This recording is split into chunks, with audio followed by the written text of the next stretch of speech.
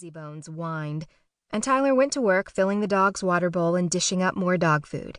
With the retriever lapping at the water, Tyler snatched his foam from the counter.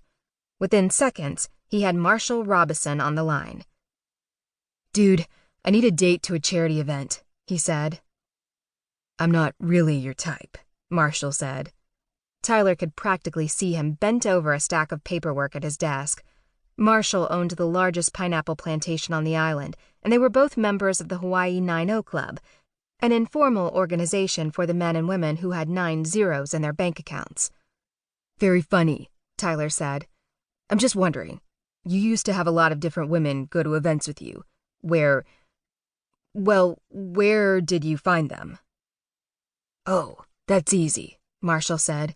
"You just ask someone you already know. Tell them explicitly that you're not looking for a relationship. It's not a date. You'll buy them a fancy dress, and they'll hang on your arm and get a free meal and pose for the pictures. Most women like that." Tyler couldn't think of a single person he knew who even wanted a fancy dress, or knew how to pose. "Want me to set you up with someone?" Marshall asked. That idea was even more horrifying than going alone. He'd be spending hours with this woman, and he'd like to be able to enjoy the money he spent, maybe have a decent conversation.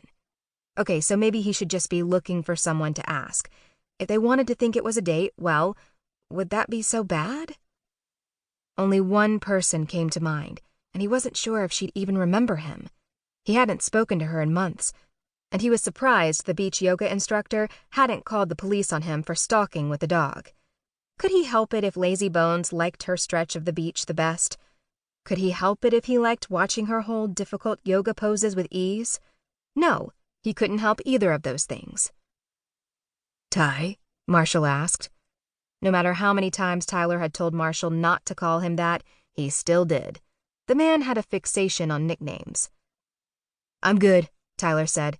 "Thanks, Marsh." He hung up, a low chuckle in the back of his throat. When he came out of the bedroom after getting dressed, Lazybones stood by the back door, a frisbee hanging loosely in his mouth. "You want to go throw?" Tyler took the toy from his dog and headed back out to the beach. If there was one thing he loved doing to occupy all his free time, it was working with, training, and playing with Lazybones. His feet drank up the warmth in the sand, though it wasn't as hot in October as it was over the summer. As he completed the easy motions of throwing the frisbee and treating Bones, his mind ran through possible ways to approach the beautiful yoga instructor and not make a fool of himself. An hour later, he still didn't have any good ideas, but it was close enough to dinner time to wander down the beach and find something to eat.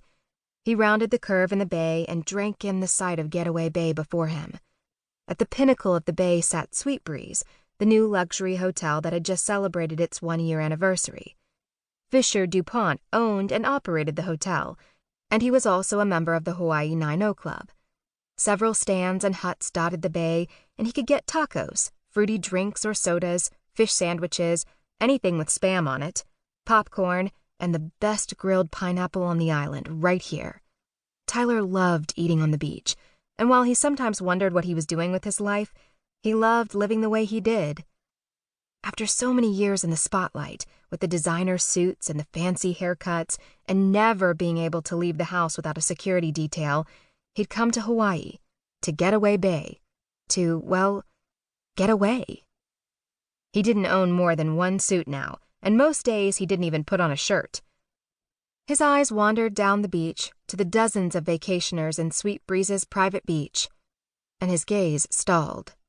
The cute yoga instructor with brown hair streaked with blonde. He'd met her over the summer, and yeah, he'd thought her fit and fun and probably fabulous. He wasn't really sure, as he'd never worked up the courage to talk to her past saying, "Sorry about that," when Bones had knocked his frisbee into the woman's beach yoga class.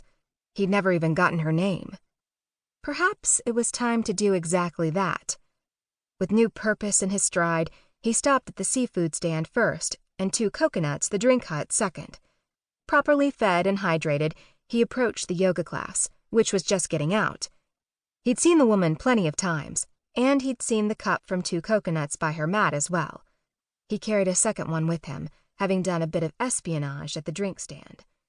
He stopped several feet away.